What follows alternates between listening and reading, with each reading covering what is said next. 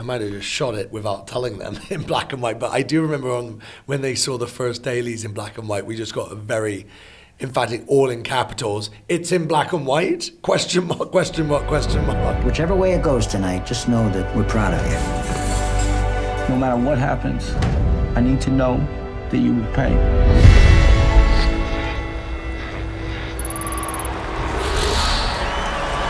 Hi, David Crow here with Den of Geek, and I'm here with Jack Huston, the writer and director of Day of the Fight, fantastic new boxing film, and your directorial debut. Yes, my directorial debut. It's a film we're all just so proud. I can't quite believe we're here and that actually the film's done and we're out in theaters. It's like the end of the toughest journey of my life, without question. Well, I think always an interesting place to begin with an actor who's made the jump to sitting in the director's chair. When did you know you wanted to step behind the camera? I wasn't in a rush to do it, but I knew there was, an edge that I felt like maybe one day. It just had to be something that moved me, and not that I wanted to do it, something that I had to do. And I've written a few things before, but this was the first time when I sort of conceived the film. It instantly, there was that funny sensation in your stomach, that where you sort of almost get butterflies and you're like, oh, this is something that I need to pursue.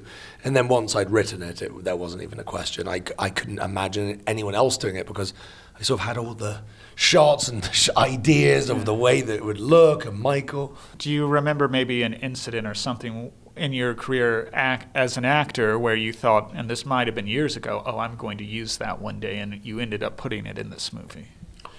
Many things. I think our life, whether we know it or not, is just filled with moments of inspiration, and that can be from a film, a relationship, a single glimpse or a memory of something that you can't quite put together. But with this particularly, Michael was I wrote every word for him. I couldn't imagine it being anybody else.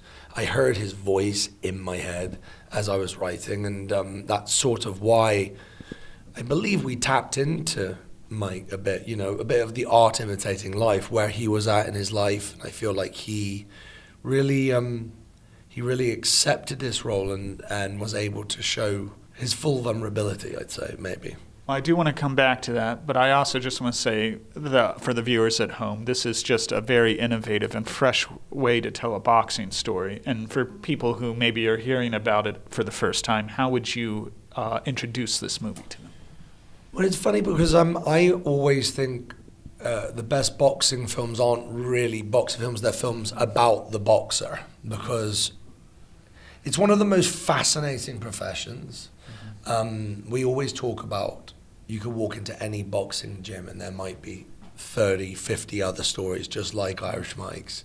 It's like their profession itself sort of takes them on these very interesting paths, and their relationships and how they got there. I mean, to be able to do that anyway, to sort of step in the ring and, use your two fists as a brand. So this is about a boxer, a once celebrated boxer who's come out of 8 years in prison. We find him, it all takes place on one day, and it's on the day of his first prize fight. And we are the only ones who know, along with Irish Mike, that he has an ailment which he shouldn't be boxing, basically. It's a sort of introspective look on all those relationships and those people that we love. I like that description, A Life in the Day, where you sum up the entire man. It feels like a reclamation story, and I was curious, are second chances, is the idea of a second chance something that's important to you? I think it's incredibly important. I think for everybody, I think that's why I've always been so fascinated by underdog stories. I like the thought that anybody can be redeemed, in essence. I mean, of course, there are some irredeemable things that one can do, absolutely. But I'm talking more in a general aspect of what I try to get across in this film is, if you are good. When I say good, I don't mean without mistakes and without blemishes and without actually doing, everybody can do a bad thing and do something. I'm talking about intentionally good if you're on a good path. The people closest to you, the people that really matter in our life, are far more willing to forgive than we might expect. So absolutely second chances. And I think that's one of the great things about boxers, is you can lose every round. You can lose every round, and in the last 3 seconds, you can win the fight. So it's a really interesting thing about being knocked down, and always getting up and never giving up. And I think there's something about the resilience of that I think is beautiful. It is a metaphor for life, isn't it? It's like you can get knocked. How many times can you knock me down before I can't get up? Never. I'll keep getting up. Do you think that's why, for me, I feel like most or many of the best sports movies are boxing? Do you think that's why filmmakers return to this maybe more than any other sport? Yeah, I totally do. We want to root for someone. Like in life, in general, we love a comeback. Like, I'm just saying people. I mean, the English don't. The Americans do. It's very funny, very opposite. But we, I love a good, a wonderful comeback story. But, some of the earlier films that I watched, which I don't know if you could even classify them as boxing movies, like On the Waterfront. Mm-hmm. I mean, he was a boxer. He's got all of the baggage and the experience and the hardship of a boxer. I look at a lot of films, like I think The Hustler was an incredibly important film for me, which has nothing to do with boxing, but it's a pool guy, and it's interesting because in essence, I guess you can call a pool movie a sport movie in essence, but actually it's all about the character. It's about just fascinating how watching someone, go to the depths of what you're doing, The individual, and not to go too down, but I mean, like, even I would think The Quiet Man, that's a boxing movie. Absolutely. The only fight's a drunken brawl, but... Yeah, but absolutely right. Yeah. Absolutely right. And you can think, I guess, like, would you say The Wrestler's a wrestling movie? I wouldn't say. I'd say there's wrestling involved in it, but it's about the man. Mm-hmm. And I think that's if you're just watching a fight, there's nothing in it for you. You need to be rooting for someone. You need to be invested in someone. So what I wanted to make in this film was, I wanted us to know the man before we saw the fighter. So you really witness him, his life, his relationships, what he's done. So when you do get to the fight, you don't have to be a boxing fan to enjoy the experience, because you're now on his side. You're with him in his corner. And that's been amazing. People who hate boxing have come up and said, like, oh my God, we love your movie and I hate boxing. So yeah, his life is on the line, and I want to talk a little bit more, about the man who is in the ring there. Is it fair to say that the germ of the idea for this movie, for Michael Flynn, the boxer, came from working with Michael Pitt, the actor, on Boardwalk Empire and just watching him? Absolutely. I used to watch him punch sandbags in between takes, and always going off to the boxing gym. Michael carries himself like a boxer. He always has. Like he has that almost like that persona that's sort of like, I feel the weight of it, it's there, it's in his face, but he also has this sort of amazing vulnerability and sensitivity in his eyes. Mm-hmm. And I've known a few boxers in my time, and my grandfather was the West Coast champion boxer of America, which is crazy. Mm-hmm. But there's something in the eye when you go into a gym and you see these guys. It's sort of incredible, but I couldn't imagine anybody but Michael taking on this role. It's amazing when you do actually. My grandfather always used to say 90% of making a movie is casting. Mm-hmm. And no truer words have been spoken when it came to this film. It was so specific that if I hadn't have got pretty much any of our wonderful actors, the film wouldn't have felt whole. Mm-hmm. So it's because of them the film feels whole. I didn't realize I had unresolved trauma from Boardwalk Empire, but seeing Michael have a scene with Steve Buscemi in this movie, and the end of their relationship in Boardwalk Empire was a little tense, shall we say. So seeing them smiling and fatherly, it was very cathartic in a way I didn't expect. I mean, Steve is one of the nicest, most wonderful human beings, and obviously one of the great actors. I can't tell you what it meant when we were writing the script. We were up against it, black and white, with flits of color, but, period, Michael taking the lead. It was an uphill battle. So it was incredibly important for us, and obviously to get the film financed, that certain people showed up. Steve's part initially was written as 2 roles, and I was talking with Michael and our lovely producer Josh Porter, and I said, God, I can't. He's definitely not going to do it, but I mean, what if I make those 2 roles one, and it's a much better role? Actually, it was sort of made sense to me. I wonder if Steve would do it. And we got a hold of his manager, and they were like, absolutely not, like, it has to be the greatest thing of all time. So I was like, I'm just going to call Steve. So I made a phone call, and I think I sent in the script the day before Thanksgiving. And the day after Thanksgiving, I got a message saying, yeah, I'll be there first day. So Steve came and did it, took no money, literal, like, got paid like SAG day player, like absolute bare minimum, drove himself, like just one of, that's the stuff where you get emotional, because you're like, people like that who show up, this film isn't possible without these guys who actually like showed up when it mattered. And there's a lot of people in my life who have, especially making this movie, who showed up when it mattered, and then there's some people who don't, you know what I mean? And it really does go to show that truth of what we were just talking about, goodness of heart, of like, if you're on a good path, if you feel like you're a good person, there are a lot of good people who made this movie. One of those people is also, I should say, Joe Pesci, who I believe he was somewhat instrumental as well in getting this movie made. Yeah, well, the financing literally hinged on Joe showing up. It was, and Joe's notoriously hard, to get to do anything. I mean, that's not news to anybody, but he's retired. He's been retired for years, but he came out of retirement for The Irishman, but he was really, really retired.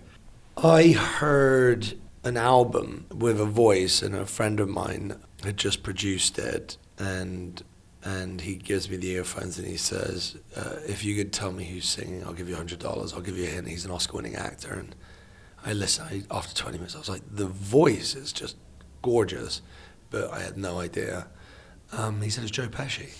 And I was right in the middle of, I'd done The Irishman, but I hadn't really done any of the press, like it hadn't come out yet, but I was coming up with this story, and my grandmother, when she was, when she had early onset dementia, I always remember that when you'd put music on, it would almost bring her back in the room. She'd hear something, and she'd suddenly start singing to the words, and that would give her these moments of utter clarity and sort of lucidity, and she would suddenly be like, remember things, and you'd have this great conversation. And when we were writing the role for Joe, I was like, well, it'd be amazing. Maybe he doesn't speak because he has dementia, but you hear him sing, and that's what brings him back in the room.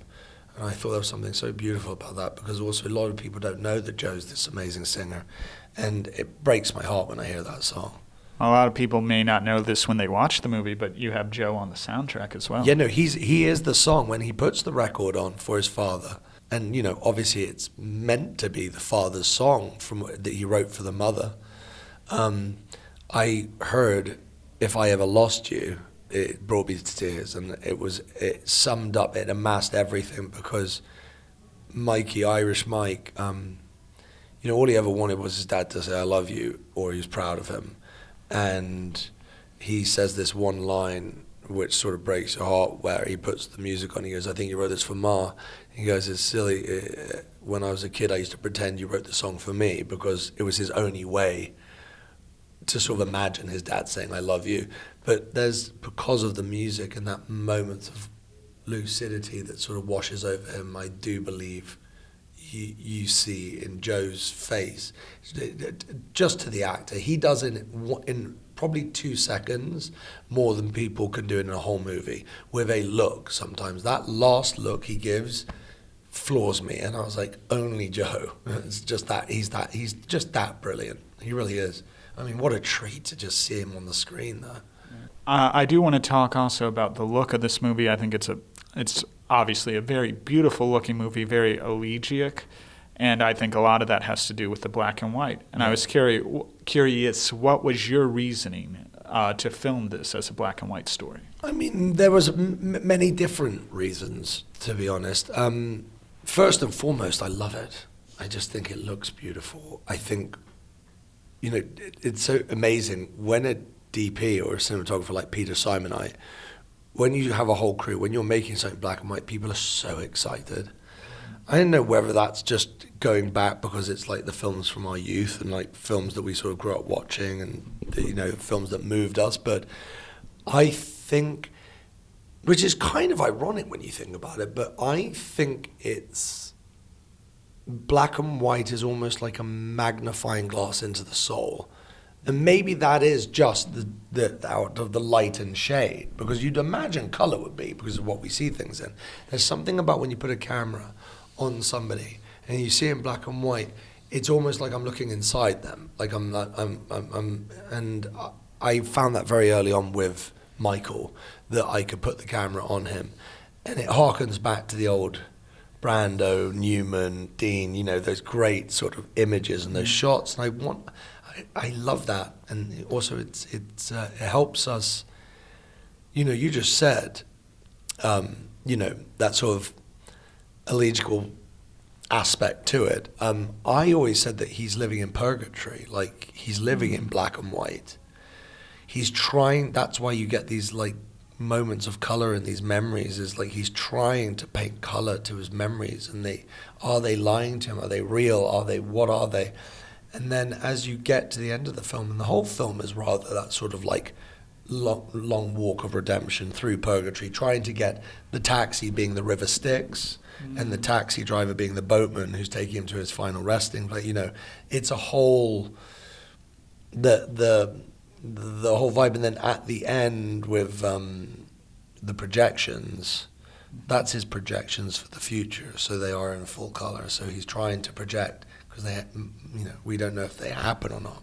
They're his wishes for the future. Did you have to fight it all for it to be in black and white? Was there a push to do a color version of this story? Everybody told us we couldn't do it in black and white.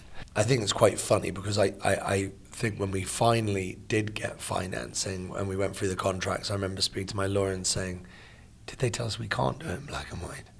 She was like, it's not in the contract. So I was like, oh, so we can do it. So I might have shot it without telling them in black and white. But I do remember when they saw the first dailies in black and white, we just got a very emphatic, all in capitals, it's in black and white, question mark, question mark, question mark.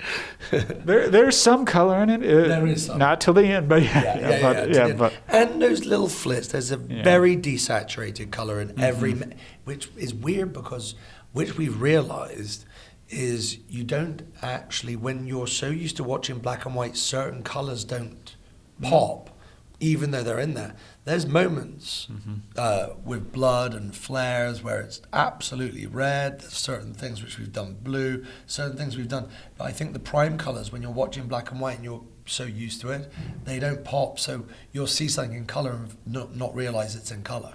It's very strange, very strange. We've talked a little bit about film history in this conversation, and your family has contributed quite a bit to that record. And John Huston, one of the great filmmakers of all time, you mentioned him earlier. Did you look to him and his body of work at all for an inspiration or influence while making this movie? I mean, I've been looking to him for inspiration my entire life. I sit here as an incredibly proud grandson and great grandson and nephew and every part of that. I was so lucky that I grew up watching those movies and that they were played for me. It's like our entire family are lovers of film. That's the best part about it, is like we can't think of anything we'd like to do more than sit around watching movies. We love to do it. We've done it since before I could remember. It's why I always say it's my first love. Films were my first love. I made this, and I do feel him sort of chuckling to himself because just how difficult it's been. And, you know, it's like, well, you wanted to make a movie.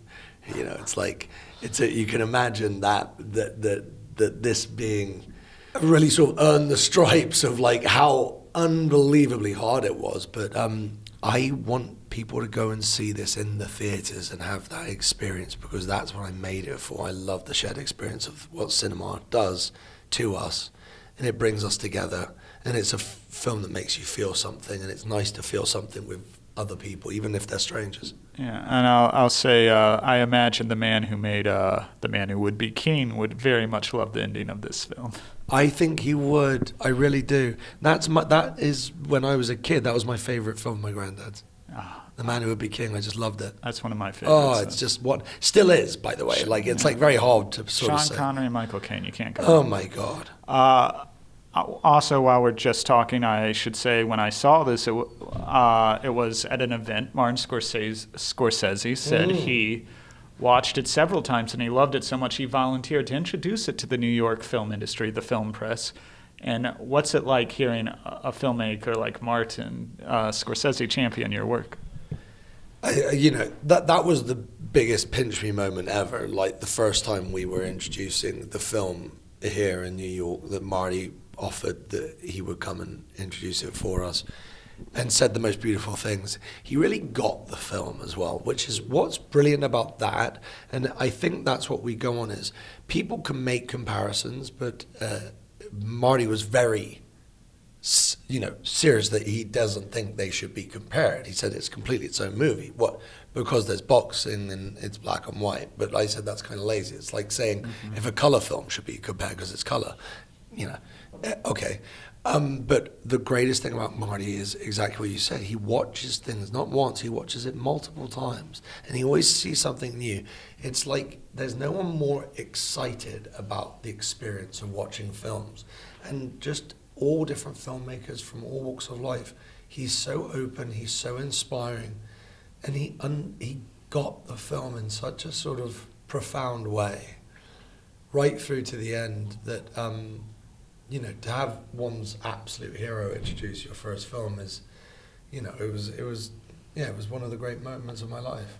Yeah, that's a vote of confidence that no one else can give. Yeah, no, he really did. And then we've had the amazing Gus Van Sant did the DGA Q&A with me because he loved the film, and lovely Ridley Scott's coming and doing a thing for it in a bit. So we the nice thing is filmmakers like the film, and that's kind of beautiful because when I say your peers, I'd always say their peers, but now I can maybe say my peers.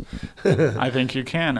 You have made a remarkable film, and congratulations on being a director now. Thank you, Dave. What a pleasure, man. And thank you for coming by. Oh, the best. It's so cool coming here, man. You're the best. All right. Thank you, mate. Thanks.